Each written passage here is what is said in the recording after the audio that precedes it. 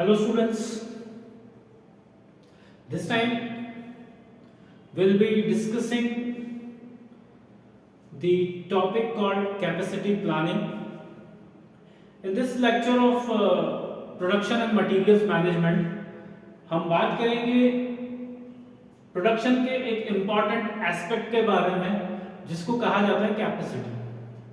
No capacity की अगर मैं बात करता हूँ what exactly capacity is, capacity होता क्या है।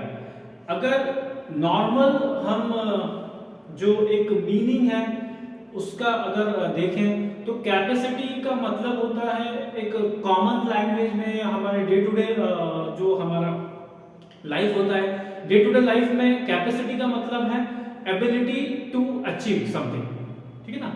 कैपेसिटी जैसे आपकी कैपेसिटी की अगर मैं बात करता हूँ, मेरी कैपेसिटी की अगर मैं बात करता हूँ, मैं कितना काम कर सकता हूँ, मैं कितने लेक्चर एक दिन में डिलीवर कर सकता हूँ, तो वही है कि एबिलिटी टू अचीव समथिंग, ठीक है। दो चीजें आप देखो यहाँ पर, एक चीज आता है आउटपुट और दूसरा आता है स्पेसिफाइड टाइम। तो जब मैं कैपेसिटी की बात करता हूँ, कैपेसिटी इन दो चीजों के बेसिस पे मेजर किया जा सकता है, एक तो कितना आउटपुट आप देते हैं और दूसरा कितने टाइम फ्रेम में या एक फिक्स टाइम फ्रेम में। तो एक फिक्स टाइम इंटरवल में, एक फिक्स टाइम फ्रेम में जो भी वर्क आप कंप्लीट करते हैं, जो भी आप अचीव करते हैं, जो भी आप टास्क फुलफिल करते हो, वो जो आपका आउटपुट है, ठीक है, एक फिक्स टाइम में वो आपकी कैपेसिटी को डिपिक्ट करता है या वो आपकी कैपेसिटी बताता है। सिमिलरली आप यहाँ देखिए कैपेसिटी, तो कैपेसिटी जो है it is the ability to achieve, store और प्रोड्यूस समथिंग। तो कैपेसिटी क्या है, इट इज द एबिलिटी, किस चीज की एबिलिटी है, एबिलिटी टू अचीव, कुछ प्राप्त करने की, टू स्टोर, किसी चीज को संजो के रखने का, and finally to prepare something, to manufacture या प्रोड्यूस समथिंग, ठीक है, कुछ बनाने की। तो अब जब कैपेसिटी की मैं बात करता हूं, हमारा जो टॉपिक है कैपेसिटी प्लानिंग, यूजुअली ये जो है हम टॉपिक बात कर रहे हैं किसके कंटेक्स्ट में, प्रोडक्शन के रिस्पेक्ट में, प्रोडक्शन के कंटेक्स्ट में। तो जो प्रोडक्शन या मैन्युफैक्चरिंग यूनिट्स होते हैं उनके रिस्पेक्ट में कैपेसिटी क्या होता है। प्रोडक्शन के रिस्पेक्ट में जब मैं कैपेसिटी की बात करता हूं तो वहां पर वही चीज है कि कैपेसिटी एक जो आपका प्रोडक्शन सिस्टम है, एक जो आपका प्रोडक्शन यूनिट है, उस पूरे सिस्टम या यूनिट की overall capacity to manufacture certain number of units. तो जो आउटपुट है, ठीक है, कितने यूनिट्स वो आप उस पर्टिकुलर सिस्टम से बना सकते हैं इन अ पर्टिकुलर टाइम, वो उसकी कैपेसिटी बताएगा। जब मैं कैपेसिटी की बात करता हूं तो तीन तरह से मैं यहाँ पे मैंने वर्ड यूज किया हुआ है, एक है प्रोडक्शन कैपेसिटी, एक है सस्टेनेबल कैपेसिटी और एक है इफेक्टिव कैपेसिटी। जब मैं प्रोडक्शन मैनेजमेंट में, प्रोडक्शन मैनेजमेंट सब्जेक्ट के अंदर या प्रोडक्शन मैनेजमेंट जो हमारा कॉन्सेप्ट है, जब मैं उसके पॉइंट ऑफ व्यू से बात करता हूं तो capacity could be of three types. पहला आपका प्रोडक्शन कैपेसिटी। अगर मैं प्रोडक्शन कैपेसिटी की बात कर रहा हूं तो जो तो आपका एक नॉर्मल कंडीशन है या एक नॉर्मल वर्क डे में, ठीक है, आई रिपीट, एक नॉर्मल वर्क डे में आप कितने maximum number of units prepare कर सकते हैं गिवन प्रोडक्ट के, वो आपके उस प्रोडक्शन सिस्टम के लिए कैपेसिटी होगी, ठीक है। तो जो भी आपका प्रोडक्शन सिस्टम है उस प्रोडक्शन सिस्टम का मैक्सिमम आउटपुट, ठीक है, अंडर नॉर्मल वर्किंग कंडीशंस या नॉर्मल जो आपका एक वर्क डे है, उस नॉर्मल वर्क डे में मैक्सिमम क्या आउटपुट आप दे सकते हैं, वो मैक्सिमम आउटपुट आपका प्रोडक्शन कैपेसिटी होगा। जैसे फॉर एग्जांपल मैंने सर्टेन मशीन्स इंस्टॉल करके रखी हुई है, 2 से 3 मेरे पास मशीन्स इंस्टॉल्ड है। उस मशीन से जो है further machine let's say swing machine, जो सिलाई मशीन होती है, तो अब सिविंग मशीन्स मैंने 4-5 सिविंग मशीन्स अगर इंस्टॉल करके रखी हुई है, मैंने वहां पे 3 से 4 बंदे बिठाए हुए हैं जो कि स्टिचिंग का काम करते हैं, ठीक है। एक दिन में let's say they are preparing 10, एक जो बंदा है वो एक दिन में 10 जो है pair of shirt pant stitch करता है। तो अब यहाँ पे अगर 4 मशीन्स हैं तो एक पर्सन 10 कर रहा है, दैट मींस 4 मशीन्स पे टोटल 40। तो ये जो मेरी कैपेसिटी हुई है, जो मेरा अरेंजमेंट था, ठीक है, उसका मेरा ओवरऑल कैपेसिटी कितना निकल के आएगा, जो नंबर ऑफ वर्कर्स काम कर रहे हैं और जो एक का मैंने नॉर्मल सर्कमस्टांसेस के अंदर या नॉर्मल कंडीशंस के अंदर जो प्रोडक्टिविटी निकाला है वो है, लेट्स से अगर एक जो है बंदा वो 10 यूनिट प्रिपेयर करता है तो 10 इंटू 4, 10 इंटू 4, ठीक है। तो यहां से 40, ये मेरा कितना आ गया, ये कैपेसिटी है मेरा, प्रोडक्शन कैपेसिटी कितना हो गया, 40, ठीक है। सिमिलरली आप बड़े बड़े प्रोडक्शन हाउसेस जो है या बड़े बड़े मैन्युफैक्चरिंग प्लांट जो होते हैं वहां पर भी इस तरह से आप कैपेसिटी उनकी निकाल सकते हैं। अभी हम देखते हैं फॉर्मूले पे भी हम आएंगे, लेकिन उसके पहले हम देख लेते हैं सस्टेनेबल और इफेक्टिव कैपेसिटी क्या होती है। देखो प्रोडक्शन कैपेसिटी तो हमने देखा कि नॉर्मल कंडीशन के अंदर जो भी मैक्सिमम आउटपुट निकलेगा वो आपकी प्रोडक्शन कैपेसिटी है, बट हर दिन एक जैसा नहीं होता, ठीक है। जब मैं बात करता हूं रियलिस्टिक ग्राउंड पे, जब मैं सारी चीजें अच्छा बुरा, ठीक है, गुड बैड एवरीथिंग, जब मैं सारी चीजें एज ए होल कंसीडर करता हूं तो देखता हूं कि अप्स एंड डाउन्स आते हैं। प्रोडक्शन हमेशा एक जैसा नहीं होता है, अप्स एंड डाउन्स आते हैं। कई बार आपकी मशीन्स जो है मशीन में ब्रेकडाउन आ जाता है, लेट्स से आपके कुछ एम्प्लॉइज जो है उनका कुछ मूड स्विंग है, तो दूसरे कुछ ह्यूमन फैक्टर्स हैं उसकी वजह से उतना कंसंट्रेट करके आउटपुट नहीं दे पाते हैं। तो ये जो इफ्स एंड बट्स होते हैं, considering to these ifs and buts, जब मैं रियलिस्टिक कंडीशंस की बात करता हूं, considering the breakdown, the work loss and other things, ठीक है, तो उनको ध्यान में रखते हुए जो मैक्सिमम आउटपुट निकल के आता है रियलिस्टिक कंडीशन के अंदर, वो होगा आपका सस्टेनेबल कैपेसिटी, ठीक है। प्रोडक्शन कैपेसिटी हमारा क्या था कि नॉर्मल वर्किंग कंडीशन में जो मैक्सिमम आउटपुट देते हैं वो हमारा वर्क जो है प्रोडक्शन कैपेसिटी। लेकिन जब मैं रियलिस्टिक ग्राउंड्स पे बात करता हूं, जब मैं सारी चीजें रियल सिनेरियो जो है मेरा वर्क सिनेरियो, उसको जब मैं कंसीडर करता हूं, considering the breakdowns, maintenance and other things, उसको ध्यान में रखते हुए जो मैक्सिमम आउटपुट निकाला जा सकता है या दिया जा सकता है, जनरेट किया जा सकता है, वो आपका सस्टेनेबल कैपेसिटी होता है। और एक होता है आपका इफेक्टिव कैपेसिटी। ना इफेक्टिव कैपेसिटी जो है वो ऑप्टिमम यूज है, इफेक्टिव बेस्ट टू बेस्ट। ये जो आपका सस्टेनेबल कैपेसिटी है, ठीक है, रियलिस्टिक ग्राउंड पे था। अब इस रियलिस्टिक ग्राउंड पे को ध्यान में रखते हुए जो भी आप बेस्ट टू बेस्ट अपना दे सकते हैं वो आपका इफेक्टिव कैपेसिटी होगा, ठीक है। तो इफेक्टिव कैपेसिटी जो है it is the optimum output जो कि आप देते हैं considering the real work situations including breakdowns, this main day loss की अगर मैं बात करता हूं, वर्क पर जो भी आपके वर्किंग आवर्स समहाउ, ठीक है, आप मिस आउट कर जाते हैं, तो उन सब की या उन सबको ध्यान में रखते हुए उनके बावजूद भी जो भी ऑप्टिमम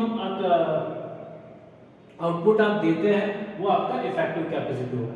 अब कैपेसिटी का कैलकुलेशन कैसे होता है, तो उसके लिए एक फॉर्मूला है।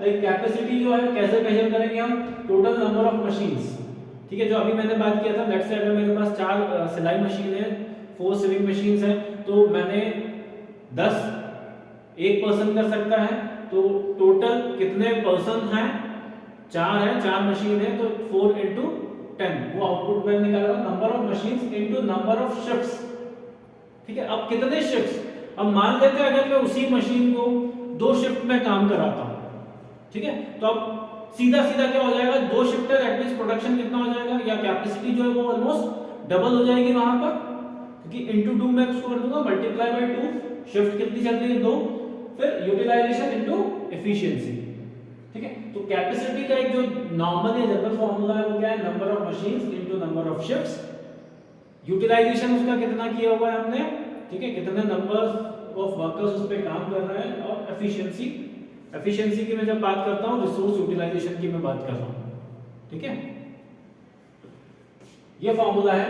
अब बात आती है कैपेसिटी प्लानिंग की। तो कैपेसिटी प्लानिंग होता क्या है, capacity planning is the systematic process.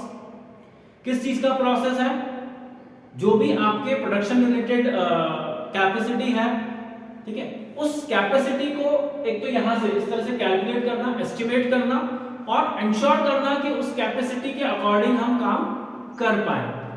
तो कैपेसिटी प्लानिंग जो है it is the systematic process of what, identifying and monitoring the total output produced by a given you can say arrangement या facilities जो भी आपको दिया जाता है।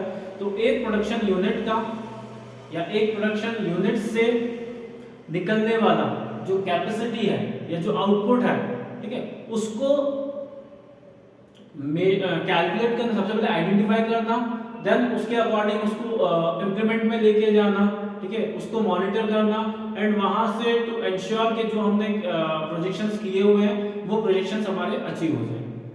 ठीक है, तो प्रोजेक्शंस कैपेसिटी को लेके, प्रोजेक्शंस करने से लेके तो उस कैपेसिटी के रिस्पेक्ट में आउटपुट को अचीव कर पाना, इसका जो पूरा एंटायर साइकिल आपका है वो आपका कैपेसिटी प्लानिंग कहलाएगा। अब यहाँ पे एक जो चीज आती है वो है goals of capacity planning. Capacity planning क्यों किया जाता है, उसका नीड क्या है, जरूरत क्या है, या उसके ऑब्जेक्टिव्स या पर्पस क्या है। ठीक है, तो वो सारी चीजें एक ही है, गोल्स बोलूं, ऑब्जेक्टिव बोलूं, पर्पस बोलूं, उसका नीड बोलूं।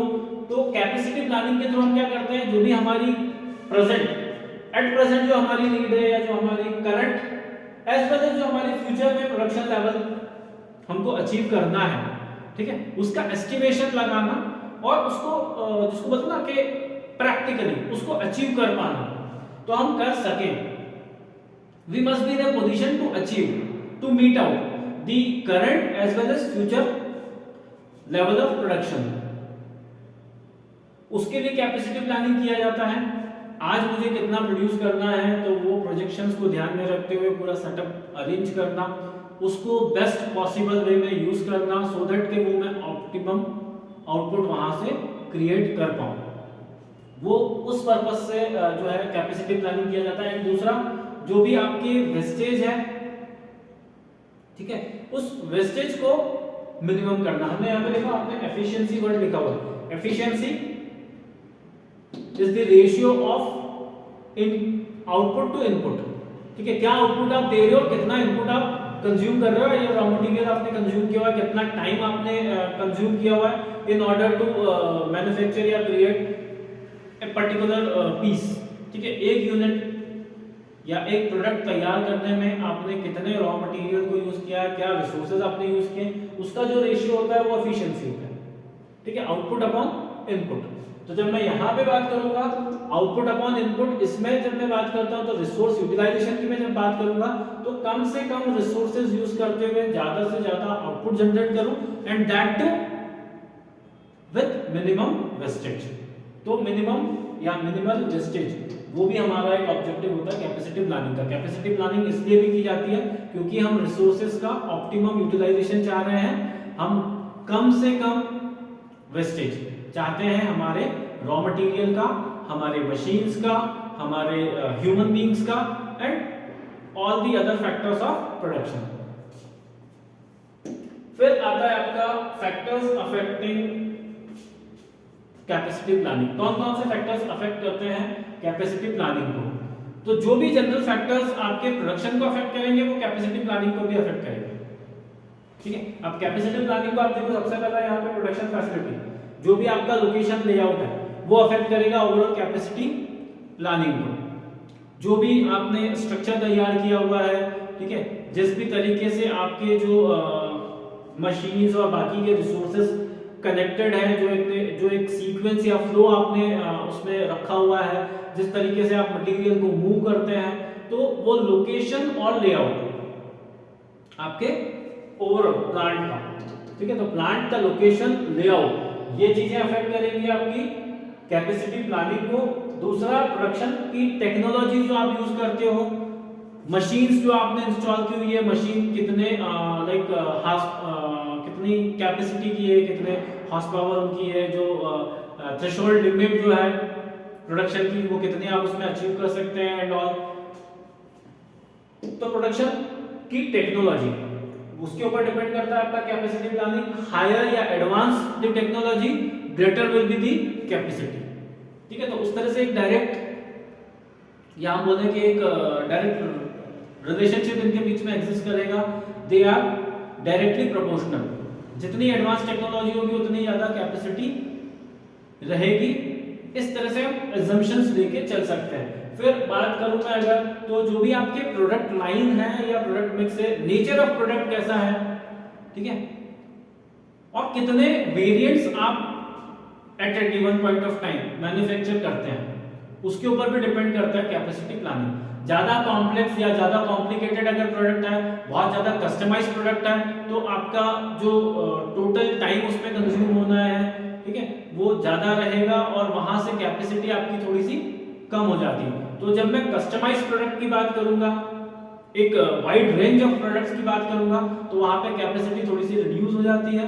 और ऑन दी अदर हैंड जब मैं सिंपल जो एक सिमिलर टाइप ऑफ प्रोडक्ट्स की बात करता हूं, जहां पे कोई बहुत ज्यादा कस्टमाइजेशन या बाकी चीजें नहीं होती, तो वहां पर कैपेसिटी थोड़ी सी हायर एंड पे आपकी रहेगी। फिर एक है आपका ऑपरेशनल स्ट्रक्चर। ऑपरेशंस, क्या ऑपरेशंस आप परफॉर्म करते हो, तो आपके ऑपरेशंस भी जो है वो डिफाइन करते हैं। देखो जितने ज्यादा ऑपरेशंस रहेंगे, मल्टीपल ऑपरेशंस आपको परफॉर्म करने हैं, या लेट्स से कि ऑपरेशंस ऐसे हैं जो कि पैरेलली परफॉर्म नहीं किए जा सकते, तो उसके हिसाब से भी आपकी कैपेसिटी वेरी करेगी।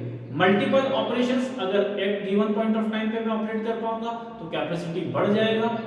अगर मुझे बहुत सारे अलग अलग ऑपरेशंस अलग अलग टाइम इंटरवल पे परफॉर्म करने पड़ेंगे, कैपेसिटी थोड़ी सी रिड्यूस हो जाएगी। तो इस तरीके से दीज आर दी फैक्टर्स, ये वो फैक्टर्स हैं जो अफेक्ट करते हैं आपके कैपेसिटी प्लानिंग को।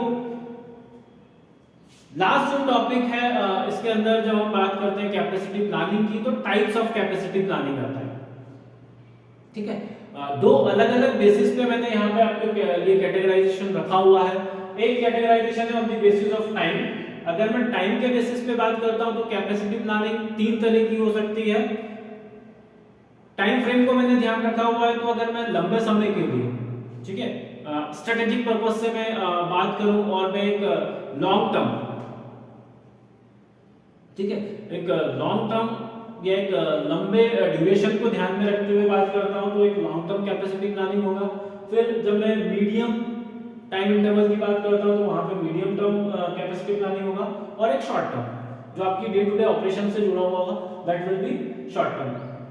अगर मैंने मान लो मैं जो है अपने प्लांट को एक्सपांड करना चाह रहा हूं, ठीक है, मैं या फिर अपफ्रंट, ठीक है, मैं फ्रेश एक मैन्युफैक्चरिंग यूनिट इंस्टॉल या सेटअप करना चाह रहा हूं, तो जब मैं इनिशियल लेवल पे इंस्टॉलेशन के लिए जा रहा हूं या सेटअप लगाने जा रहा हूं, तो मैं अगर मान के चलूं कि आज का मुझे नहीं देखना है, ठीक है, मुझे एट प्रेजेंट जितनी डिमांड है सिर्फ उस डिमांड को मुझे मीट आउट नहीं करना है, मुझे फ्यूचर प्रोजेक्शंस को भी ध्यान में रखते चलना है कि आज से आने वाले मान लेते हैं 5 या 10 साल बाद, ठीक है, क्या डिमांड होने वाली है, पॉपुलेशन किस तरह से रेज हो रही है, जो भी आपके सोशो कल्चरल फैक्टर्स हैं वो मार्केट के अंदर कहाँ कैसे अफेक्ट कर रहे हैं चीजों को। तो सीइंग टू दैट या सब्जेक्ट टू दैट मुझे ये देखना है कि आज नहीं बल्कि आज से 10 साल 5 साल बाद क्या सिचुएशन होगी, और उस सिचुएशन के अकॉर्डिंग मैं जब इनिशियली अपने सारे सेटअप लगाता हूँ और कैपेसिटी वहां से मैं कैलकुलेट करता हूँ, तो वो मेरा लॉन्ग टर्म कैपेसिटी प्लानिंग है। मैंने सिर्फ आज का डिमांड को कैटर करने के लिए प्रोडक्शन की बात नहीं किया है या कैपेसिटी की बात नहीं की है, मैंने जो भी सेटअप अरेंज किया हुआ है वो फ्यूचर को ध्यान में रखते हुए किया हुआ, वो एक तरह का स्ट्रेटेजिक अरेंजमेंट है। तो जब मैं लॉन्ग टर्म पर्सपेक्टिव से बात करूंगा तो वो लॉन्ग टर्म कैपेसिटी प्लानिंग होगा। Long term capacity planning usually 5 to 10 years plus उसके बियॉन्ड जब मैं बात करूंगा तो वो होगा। फिर मीडियम टर्म जो कैपेसिटी प्लानिंग होता है वो आपका 2 से 5 साल, ठीक है, 1 साल 2 साल 5 साल के लिए जो आप प्लान आउट करते हो वो मीडियम टर्म कैपेसिटी प्लानिंग होगा। और एनुअल जो आपके प्रोडक्शन टारगेट्स होते हैं या उसके बेसिस पे जब मैं बात करता हूँ, लेट्स से इस पर्टिकुलर फाइनेंशियल ईयर में मेरा जो प्रोडक्शन था वो मान लेते हैं सर्टेन टन्स में मैंने कुछ प्रोडक्ट बनाया है, मैंने या सर्टेन कुछ बिलियन यूनिट्स या इस तरह से कुछ बनाया है, तो अब मुझे नेक्स्ट ईयर में कितना प्रोडक्शन अचीव करना है उसके हिसाब से जब मैं कैपेसिटी प्लानिंग करूंगा तो वो शॉर्ट टर्म मतलब अंडर ए ईयर, 1 साल से अंदर अंदर। जब मैं वीकली प्रोडक्शन कैपेसिटीज की बात करता हूँ या जो मैं मंथली कैपेसिटी की बात करूँगा, जब मैं क्वार्टरली प्रोजेक्शंस लेके आऊँगा प्रोडक्शन को लेकर, और उसके अकॉर्डिंग मैं वेरिएशंस लेके आऊँगा, फ्लक्चुएशंस लेके आऊँगा अपने ओवरऑल प्रोडक्शन सिस्टम में, तो वो जो उस तरह का कैपेसिटी प्लानिंग होगा वो आपका शॉर्ट टर्म कैपेसिटी प्लानिंग होता है।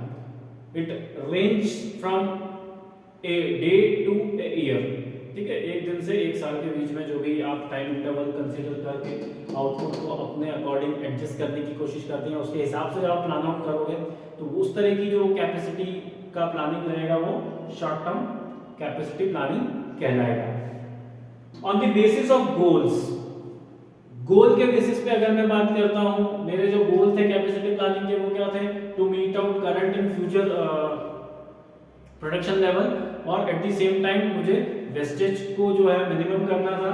तो अगर मैं गोल्स के बेसिस पे बात करूं तो गोल के बेसिस पे there will again 3 types of production planning या कैपेसिटी प्लानिंग, सॉरी। एक है आपका lead planning, lead capacity planning, फिर है लैग कैपेसिटी प्लानिंग और मैच। लीड, लैग और मैच। नाउ यहाँ पे आप देखो वर्ड्स जो है, सिर्फ वर्ड्स के बेसिस पे आप इसको समझने की कोशिश करें। जो भी मेरे गोल्स हैं, ठीक है, इफ आई एम एक्सीडिंग, जो मेरे प्रोजेक्शंस हैं या जो मेरे एक्सपेक्टेशंस हैं उसको मैं अगर एक्सीड करना चाह रहा हूं तो वहां पर लीड कैपेसिटी प्लानिंग, लीड करना है, आई वांट टू एक्सीड। एक है आपका लैग, अगर पिछड़ रहे हैं, जो भी आपके प्रोजेक्शंस हैं उन प्रोजेक्शंस में यू आर लैगिंग बिहाइंड, आप पीछे चल रहे हैं, तो आपको क्या करना है कि जस्ट बिकॉज आप पीछे हैं तो आपको एक पर्टिकुलर लेवल तक जाना है, ठीक है। वो जो कैपेसिटी प्लानिंग होगा जहां पर आपका प्रोडक्शन बहुत लोअर्ड है, जो भी एस्टिमेटेड कैपेसिटी है उस एस्टिमेटेड कैपेसिटी से if you are lagging far far far behind, तो वहां पर जो आप कैपेसिटी प्लानिंग करेंगे just to bridge up the gap, वो आपका लैगिंग होगा। और फिर एक आता है आपका मैच, जहां पर आप मैच करने की कोशिश करते हैं जो एक्चुअल है। जैसे यहां पर अगर मैं बात करता हूं जो इफेक्टिव और जो सस्टेनेबल है, आप क्या करोगे, आप कोशिश करोगे सस्टेनेबल से इफेक्टिव तक जाने, ठीक है। तो रियलिस्टिक ग्राउंड्स पे जो भी है उसको ध्यान में रखते हुए एक ऑप्टिमम या बेस्ट यूटिलाइजेशन जब हम करने जाएंगे हमारे एग्जिस्टिंग फैसिलिटीज का, तो वहां पर आपका मैच कैपेसिटी प्लानिंग आएगा, ठीक है। आप मैच करना चाह रहे हो, आप यहाँ पे आप किसी को भी मैच कर सकते हैं। हो सकता है कि आप एक बेंचमार्क लेके चल रहे हैं, आपको किसी XYZ कंपनी जो है उसके प्रोडक्शन सिस्टम के हिसाब से यू वांट टू या रीशफल आपका अपना करें या रीस्ट्रक्चर करें, तो जब हम इस तरह रीशफलिंग या रीस्ट्रक्चरिंग करेंगे किसी को आइडियलाइज करके या कुछ बेंचमार्क सेट करके, तो वहां पर हम मैचिंग की करेंगे, ठीक है। तो matching capacity to match up with one और the other type of capacity, ठीक है, या of you can say production system. ये है आपका कैपेसिटी प्लानिंग। कैपेसिटी प्लानिंग के अंदर हमने कैपेसिटी की बात किया, we have discussed different types of capacity. Manufacturing units करता हूं, वहां पे किस तरह से कैलकुलेट किया जाता है, तो कैलकुलेशन या मेजरमेंट ऑफ कैपेसिटी, तो हमने वो फार्मूला देखा। We have discussed about the capacity planning, क्या है, क्या होते हैं कैपेसिटी प्लानिंग के, क्यों कैपेसिटी प्लानिंग किया जाता है, then what are the factors जो कि अफेक्ट करते हैं कैपेसिटी प्लानिंग को, एंड फाइनली द कैटेगराइजेशन और the types of capacity planning. So this is about your topic capacity planning.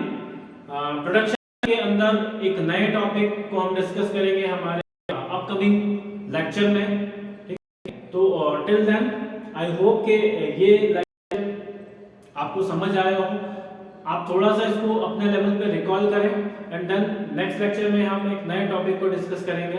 Till then bye and have a nice time.